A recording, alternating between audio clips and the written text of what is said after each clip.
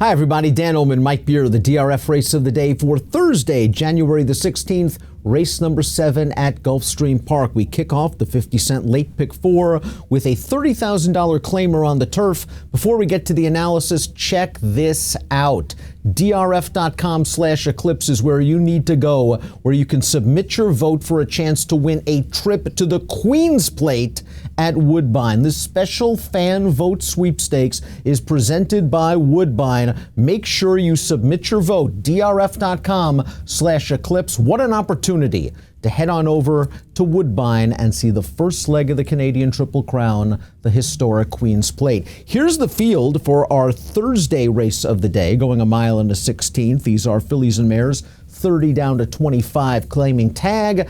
Download those free Formulator Pass performances on the Race of the Day event page at DRF.com. Access them, handicap along with us. Want to talk about the pace scenario in here, Mike? Not sure there's a ton of speed in here. Timeform US has the 9 Pugilist expected to make the lead, and Pugilist has shown speed in the past. I think Jose Ortiz has to use this one's speed to sort of get away from the outside post. She's right again, the 2 is going to be forwardly placed. I agree with that. It'll be interesting to see what they do with Pugilist, though, because he does have, or she does have enough speed to get right up there. Last time they decided to take her back off it. She actually got a good trip in that race, but maybe she's just better when they're more aggressive with her. Fun Patty, the number 1, is cross-entered in our Wednesday race of the day on dirt. She's 2 for 13 on dirt. She's 1 for 7 on turf. The last time she ran for a tag, however, she won by a country mile at Keeneland on the main track. And I think she's okay on the turf. Just think she's a little bit better on dirt. Here's the formulator fact for the new barn, J.K. Sweezy. Past 2 years, horses 4 and up, dirt to turf. Only 1 for 28, 22-cent ROI. But I think this filly has found a nice spot at this class level. Yeah, that's what I think. If nothing else, and maybe she is just a better dirt horse, but if nothing else, they're running her in the right kind of race here as they switch surfaces. She needs this class drop. Number 2 is She's Right Again. This horse is getting blinkers off for trainer Peter Wilder, and she got keyed up last time out. That was a very fast pace over a wet turf course at Gulfstream on December the 19th. She was kind of all in from the start, turning into the stretch, and she paid the price. I don't like that the buyers have kind of gone downhill in her last few races, but you can make excuses, dirt, and that fast pace last time out. Yeah, I didn't think she ran a great race last time. You're right that the pace was fast, but the horses that finished 2nd and 3rd, who were both back in here as well, they both ran better than she did. We'll see if she can sort of turn it around here. I'm not sure that I love the equipment change, but I guess you got to do something. Her recent form isn't great, but she does have races that will make her a contender in here if she can get back to them.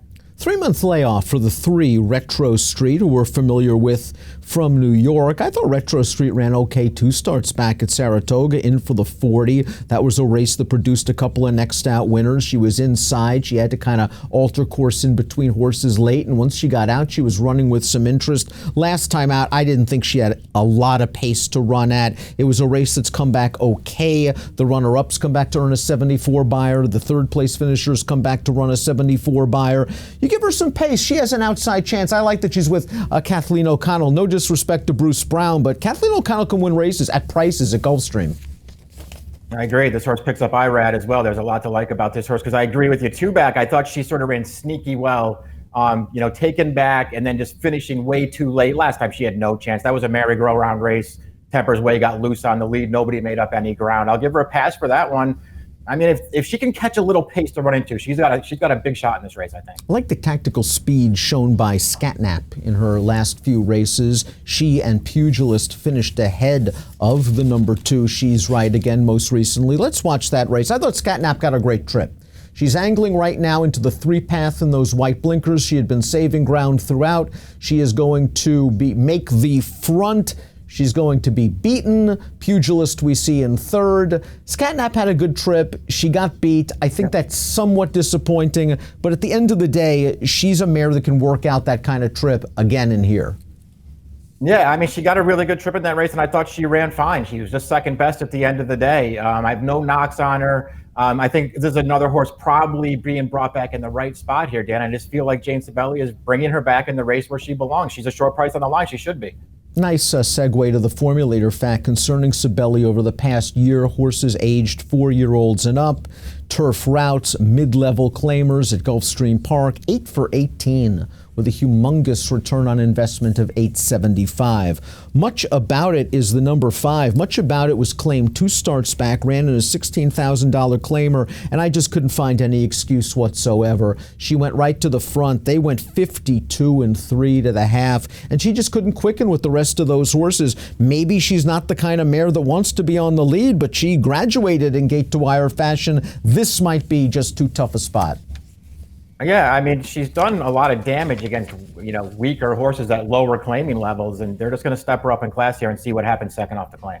I think Drinks on Me, the 6, is an interesting price play for low-profile connections. She was just in way too tough last time out in the Claiming Crown Tiara. If you go back to her prior race, she earned an 82 buyer at Indiana Grand, which puts her in the mix. I thought she ran okay with an in-out trip that day.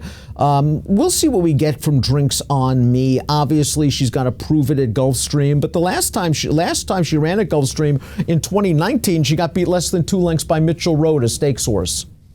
On figures, she's a major player in this race. She fits really well based on her figures. It concerns me a little that she's earned a lot of those, while picking up pieces behind really good horses. Daddy's Boo, Fizzy Friday, even Oh So Terrible. They're pretty good horses that she was running against at the end of last year. So we'll just see if she can bring that form into Gulfstream. Not weigh against her, especially if she's 10 to 1. Money Factor is up next. Blinkers off, and I guess they have to try to do something here for a mare that went 0 for 11 in 2019 with 0 second-place finishes and only a third on her resume. She took on some decent company. She seems to fit at this level, but last time out, while she was in against the runner-up who came back to win a $35,000 starter allowance with a 72 buyer, I thought that was an opportunity for her to strut her stuff dropping in class. I agree with you. I mean, that seemed like the perfect class drop for her last time. I thought all in all, she got a pretty good trip after they rated her back. And she never really made any kind of a move in the race. I was disappointed in that race.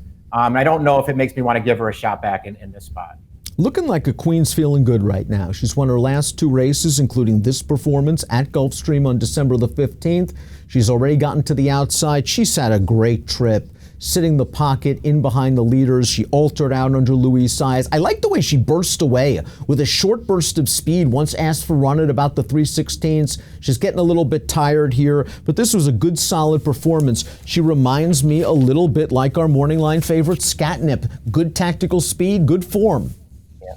She's looked good winning her last 2 races. She has had perfect trips in both of them, but she's looked good winning. She's obviously doing well right now. I think they bring her back in a logical spot here. Listen, she's a horse who can easily win this race, and it just feels like she's set up to get another good trip here. Now, Pugilist, the number 9's been the beaten favorite in her last 3 races. We saw Scatnap run right by her last time out. She does have speed, she has Jose Ortiz, and perhaps most importantly, she has Michael Maker. And here's a formulator fact for Maker, who seems to improve these horses. Past 6 months, recent stat, 4 and up on turf, second off the claim, 33% winners, $4.13 ROI. I think the plan is you're just going to tell Jose to go, try to clear to the top and get over to the rail. I think with the blinkers off on the Peter Walder trained horse, that horse might be willing to concede. And if that's the case, Pugilist could knock this field out. Yeah, I think you're right. I think if I'm Jose Ortiz, maybe let's get aggressive from the outside post and start using her speed again. Again, she didn't get a bad trip last time, I didn't think, when they took her off the pace. I thought everything worked fine. She wasn't good enough at the end of the day. It's hard to be way against Maker second off the claim here, especially if they get more aggressive with her. Let's take a look at our top picks in here. Mike likes a horse that's 8 to 1 on the morning line. That's the 2. She's right again. Now, would you send this horse, Mike, even with the blinkers off, and try to just grab this race, grab the brass ring early and try to take him gate to wire? I mean, I think they got to try and get forward with her in this race. I don't think she's a horse who needs the lead, Dan. I just like that she's drawn inside. And so if they get aggressive with Pugilist from the outside and that horse clears fine, just try and work out that trip in behind. I think this filly has races that make her a real contender in here. I didn't think she ran that poorly last time, and she's a good price on the line. I like Scatnap's tactical speed in here, and I think I want to give her a chance at a decent price. Maybe Money Factor is a horse that would benefit from being taken off the pace and make one run. I was disappointed with the class drop last time out, but maybe this is a good spot, perhaps on firmer ground. So I went 4, 7, 8, 9. Mike's going 2, 9, 4, 8. It's your Thursday DRF race of the day, kicking off a 50-cent pick 4 at beautiful Gulfstream Park. Approximate post time for the 7th race, 3:30 Eastern. Good luck.